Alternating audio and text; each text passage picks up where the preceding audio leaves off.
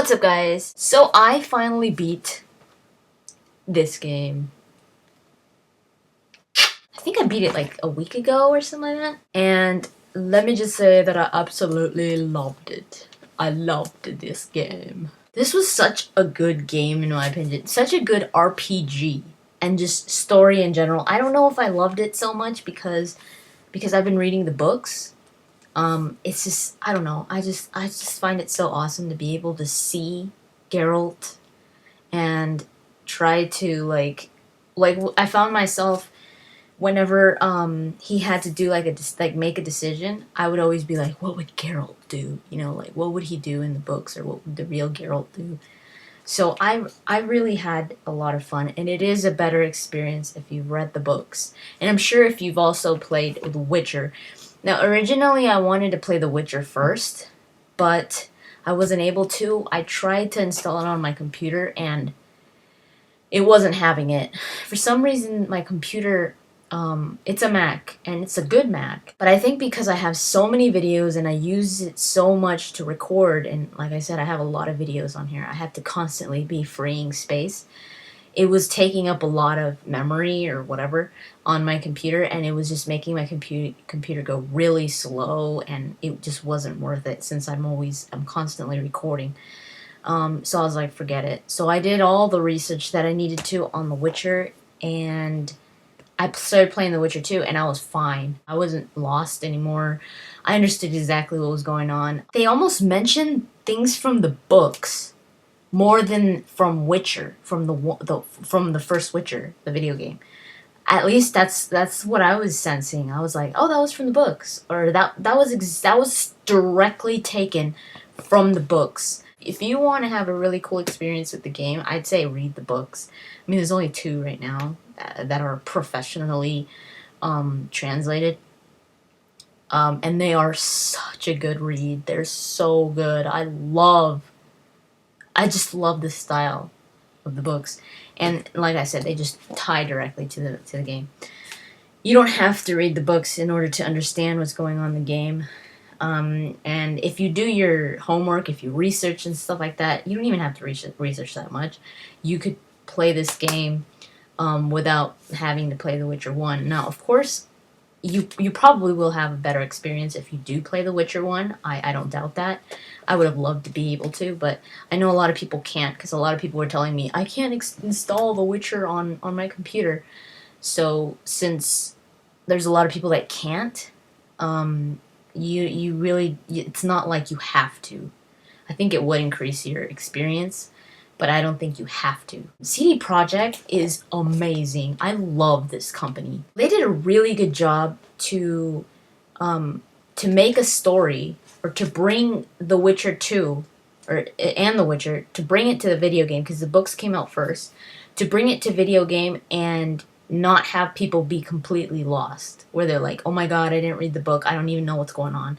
They made it so that Geralt lost his memory, and it's a lot of catching up. So if you meet people that were in the books that Geralt knew, for somebody that hasn't read the books, they're in the same position as Geralt. They're just like, what? I don't remember you. I don't know you. And then they explain to you, oh, I'm blah blah blah.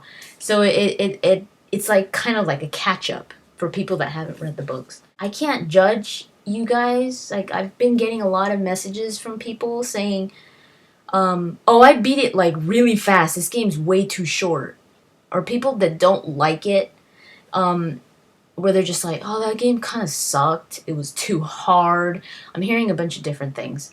I had a different experience because I put my heart and soul into this game. Like, I was so dedicated to this game. I took really long to beat it, not only because I didn't have constant hours to play it, but because I wanted to do everything. I reached the maximum level. I think it's level 36. 36 or 37. I reached the maximum level. It doesn't record your your play time, does it? I think I played, it was definitely over 30 hours, I think. I might have reached 40 hours or something. I don't know, but I put in a lot of time into this game, and I never had a problem with the combat. Like, some boss fights were really hard and I died a lot. But if you prepare yourself and you start, the more you die, the more you learn about this creature, and the faster you beat it afterwards. Now, if you're not prepared and you just go into a fight, you're gonna have a lot of trouble, and you're gonna be like, ah, this game's stupid. I didn't find myself in that position ever, because I was really taking my time with it. And I was getting all the diagrams, like, to make my potions, and I wanted to have everything so that I could prepare myself for any battle. I wanted the best swords in the chapters, and I would get them. I ended up getting the best silver sword, the best steel sword, the best armor, like complete armor. I had a bunch of, all my mutagen slots had the best mutagens. I think I had one slot in swordsmanship that wasn't maxed out. Like, all of them I had maxed out except for one. I don't remember what it was. I didn't want it. Like, I was like, I don't need that. But everything else was maxed out. I was a complete swordsman. I had a little bit of magic, but I really liked the whole swordsman side to Geralt. I just find it really, really cool. His moves and all that. It just really, it kind of takes you back to the books, like I said, because in the books you don't see this stuff. It's just explained, and the author does a really good job about explaining, trying to make you see how a Witcher fights. So actually seeing it is just like, oh my god, it's so cool. I'm gonna make another video where I talk about the books and the game, because there's so many things that people could miss and probably don't know what is being talked about. If you're really serious about playing this game, my biggest suggestion to you would be take your time with it. Try to do everything, because this game is all about the details. It's not about rushing through it. If you rush through it, you're gonna miss so much, and you're gonna struggle. If you are not taking this game seriously, don't play it, because you're gonna have a lot of trouble with it and you probably won't even like it. Put effort into it, like dedication and effort, and you will enjoy it. Now, of course, people like different things and all that, so I can't say that you will 100% like it. But if you put your time and effort into it, I'm sure you will have a better experience. So like any other RPG, there's multiple ways of playing the game. There are 16 endings, and not just like little choices here and there that change an outcome. No, I mean like completely different storylines where you hit a crossroads and you actually have to choose, do I go this way or do I go this way? Now they all have pretty much the same goal at the end, but you go towards it in completely different angles. So that's what I was like, oh my god. So these decisions are just like, what should I do? Like, do I want to take this path or do I want to take this path? So I really want to play it again. I already beat it and I already want to play it again. Some things that I really loved about The Witcher 2 are the characters. I absolutely fell in love with the characters. Geralt, I mean, I loved him since I started reading the books. I thought he was such a awesome character. My favorite characters from the Witcher 2. My number one favorite, Vernon Roach. I absolutely adored Vernon Roach. He was my favorite character, Roach. My second favorite was Zoltan. I loved Zoltan, the little dwarf. He was so cool, especially the way that he looked and everything. He was awesome. I loved his voice, everything. And then, I don't know why, some people might slap me for this. I really don't know why. I really liked this character. Deathmold.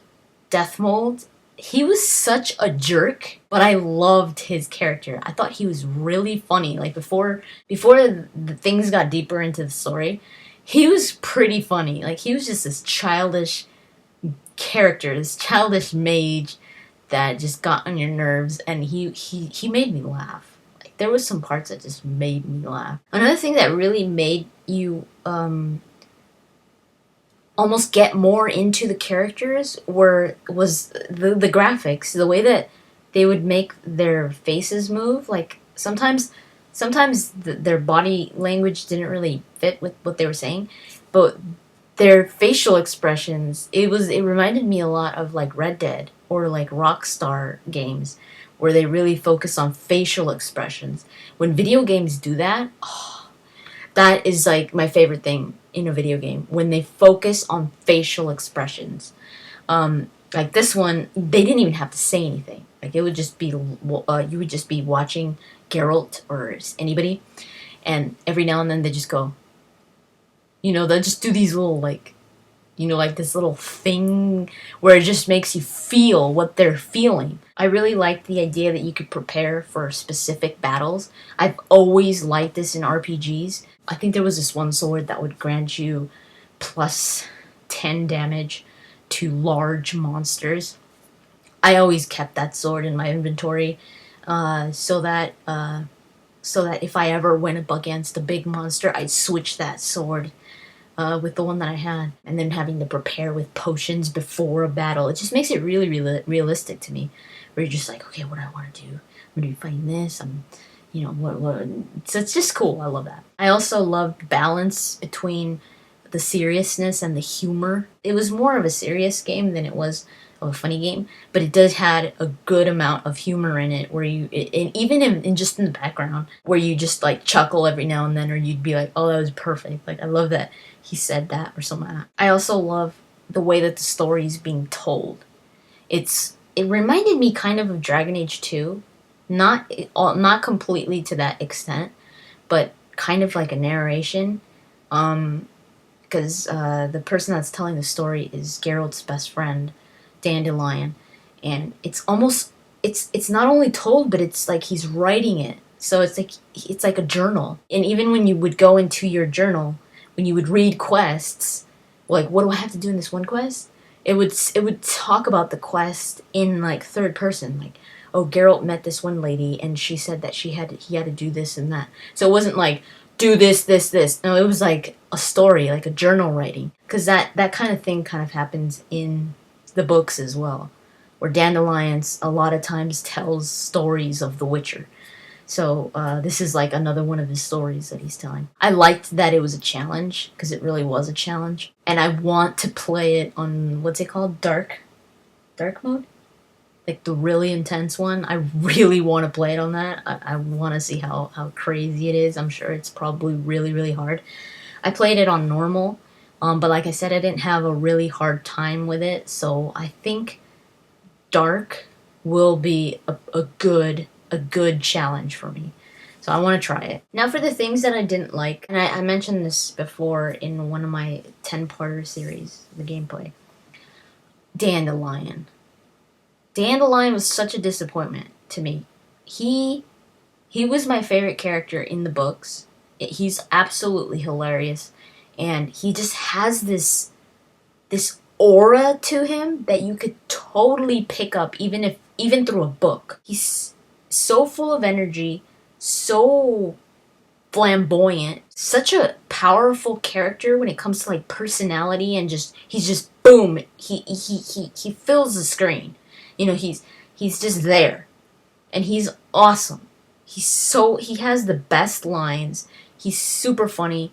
He's Geralt's opposite. Dandelion brings a different side out of Geralt, and Geralt brings a different side out of Dandelion. Dandelion was depicted so off. I just don't understand how they got him wrong. I mean, if you guys have read the books, I think you understand what I'm saying. His voice just didn't fit the character. It didn't fit. Dandelion, he's so well described in the books that you could almost hear his voice, how he would sound, how he would talk, that his diction, you could hear it.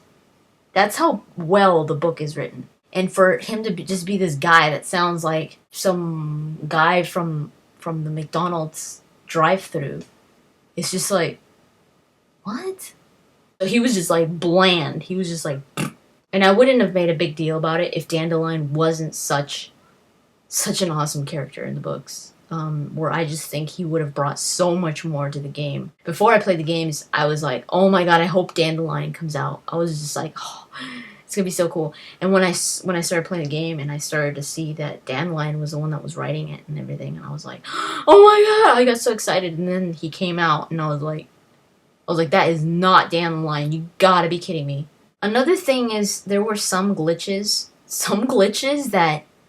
that were kind of big, like where I was like, what?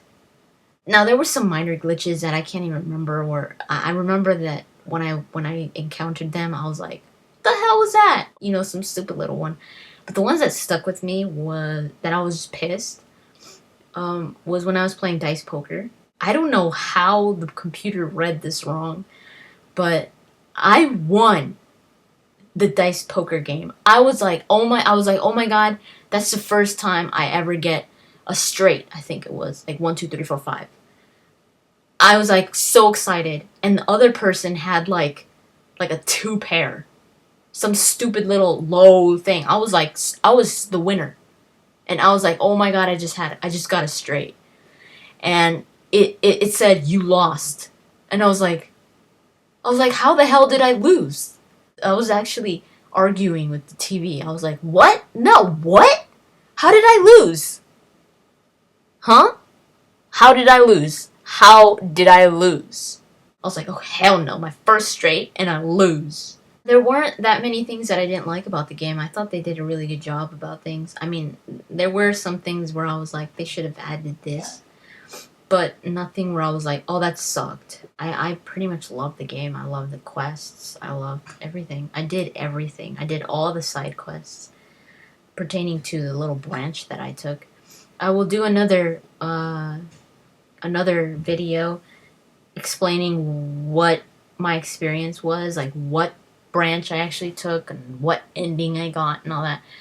For those of you that are wondering, I'll do it in a different video so that I don't spoil anything on here. It is a good game in itself, but I think I loved it more just because I have the whole love for the books. I'm a huge fan of the books, so playing this was just made it even better. But yeah, if you're wondering if you should play this, like I said, the best suggestion I would give you is if you're going to play it, dedicate yourself to it. Put time and effort to it. If you've never played an RPG, you're going to be very lost because this is a hardcore RPG. Especially when it comes to customization of the character. I mean, not like his appearance, but customization of leveling up. This is a lot. It has a lot. It focuses a lot in leveling up your character and making him so that he's strong for the end game and not this like weak Geralt that just staggers on, that just barely makes it. You're gonna struggle a lot and you're probably gonna get really annoyed. So yeah, that's pretty much it. Thank you for watching, and I'll talk to you guys later.